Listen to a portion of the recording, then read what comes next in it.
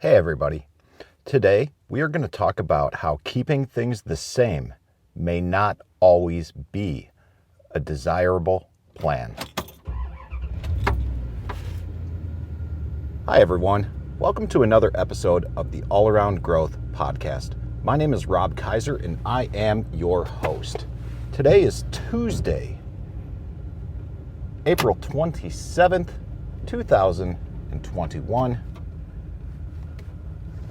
This is episode number 135 of the All Around Growth Podcast, a show where we equip each other with some insight and tools to build the lives and homesteads of our dreams. Today, the content that I am going to talk about comes straight out of Dan Miller's book, The Rudder of the Day. For those of you who don't know, and for those of you who may be new, I have talked about Dan Miller in the past. He is author of 48 Days to the Work You Love, and in the newly released 20th edition, I say newly released, but it's probably been out for almost 6 months now, he has updated that title to 48 Days to the Work and Life You Love. And the great thing about this little book is it is full of daily meditations and little things to read and reflect upon in order to start your day. And he writes that the first 60 minutes of each day will set the stage for what that day will hold. Be very careful how you start your day. In those first few minutes, you are planting the seeds for your effectiveness, influence, health, and spiritual vitality for that day.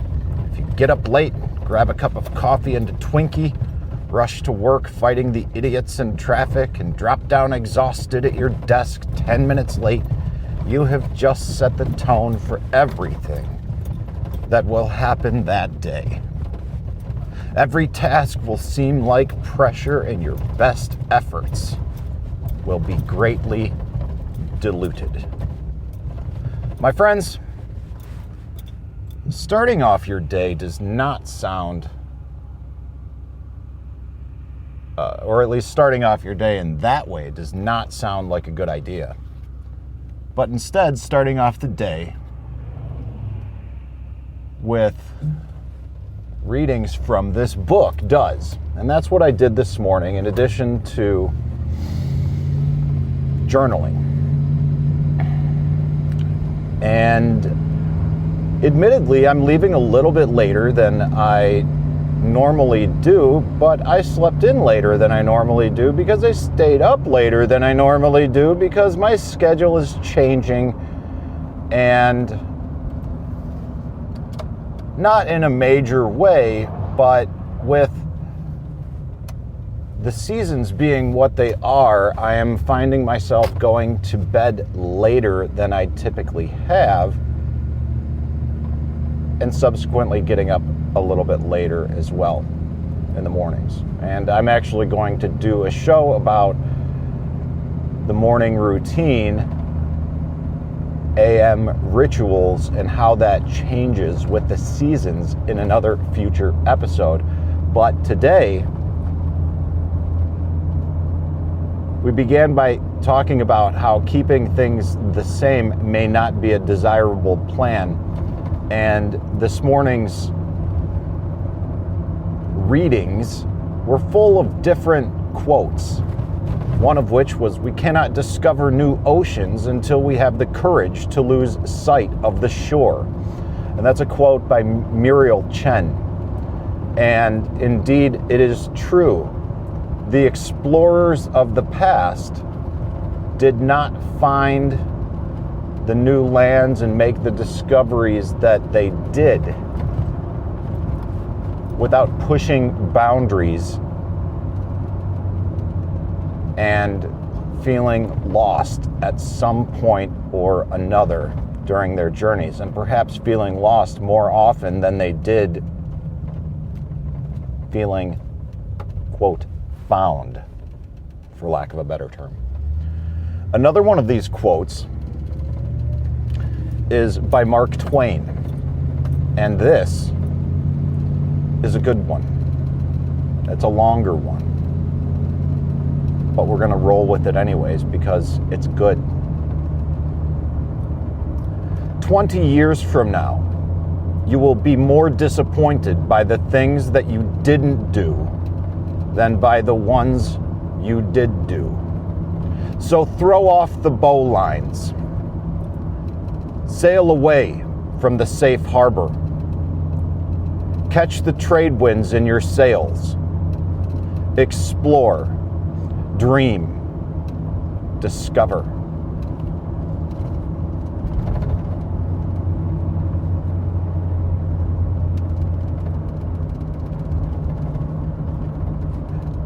"20 years from now, you will be more disappointed by the things that you didn't do than by the ones you did do." What is it that you're not doing, that you are thinking about in your life, that's causing you mental regret and anguish? What is it that you're not doing, that on your deathbed you may look back and be disappointed that you didn't do? Some of the things that you had thought about, you didn't build some of the dreams that you had. This is part of the challenge, and one of the challenges that I find myself facing lately is this fear of missing out, right? Looking back thinking, what didn't I do that I could have? I've always had this fear of, I don't want to look back and say, what if, or I could have, would have, should have. What if? No. However, I'm also reaching a point where I've got a bit of paralysis by analysis, overthinking the different situations in life and the variables that exist as well. And that's no place to be. And like John Acuff speaks about in his new book, Soundtracks, sometimes that overthinking is full of literal soundtracks that repeat, and they always are not, or not always, the most positive soundtracks that we can listen to in life, on repeat nonetheless. So we engage in this pattern of, or in these behaviors that allow us to engage the effective repatterning of our lives. And we continue these behaviors and we continue this repatterning until we are strong enough, until we are confident enough, until we are wise enough to make the change that we are currently too afraid to make, or haven't planned for adequately enough to make, or whatever the excuse is that we tell ourselves for not doing the things that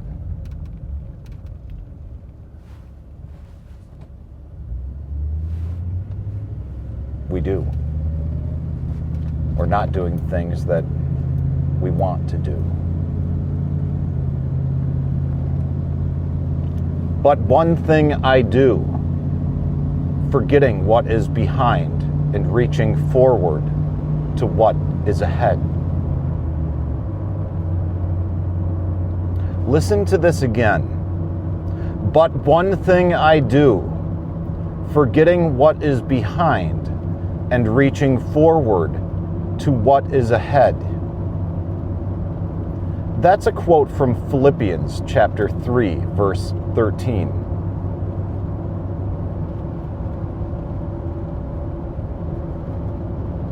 One more time for those of you who missed it. But one thing I do, forgetting what is behind and reaching forward to what is ahead. Philippians chapter 3, verse 13. We must not focus on the past, thinking about all the things that we could have, should have done. We can't. It's essential that we do not.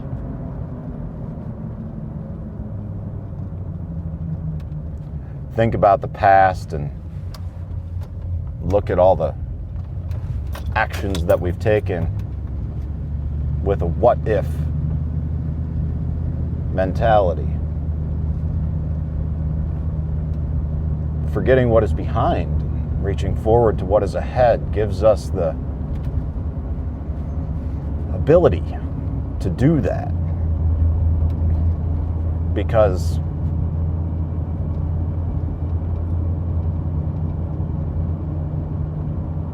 we're always focused on the future. And by thinking so much about the future, being focused on the future, encourages us to continue the uncomfortable repatterning that is life, oftentimes, especially when the path to get to where we need to go isn't always the easiest path that's out there and available to walk. Remember, keeping things the same may not be a desirable plan. It may be the easy plan. It may be the secure plan. But is it really going to give you what you want in the long run? And what is it that you want in the long run? Freedom?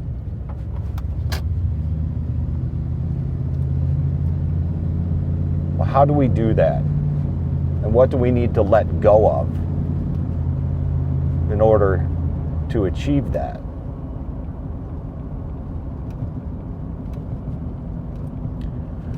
For me, I think that one of the things that, not so much that I need to let go of, but one of the things that I need to do, right, is to make a plan. I've had a lot of ideas, and I think I've been overcome with this analysis paralysis because I've been exposed to so much, and I've gone out of my way to expose myself to so much over the past few years that it's almost like information overload. And that's easy to do in this information age. And I'm not talking about, I mean, in less than 10 years, the information that's available to us has just,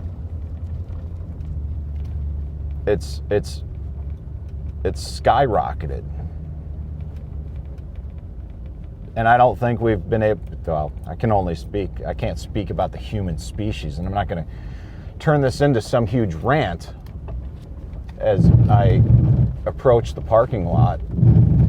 But I think that, because of this information age, this information overload age, we're all losing focus. And this is a terrible thing.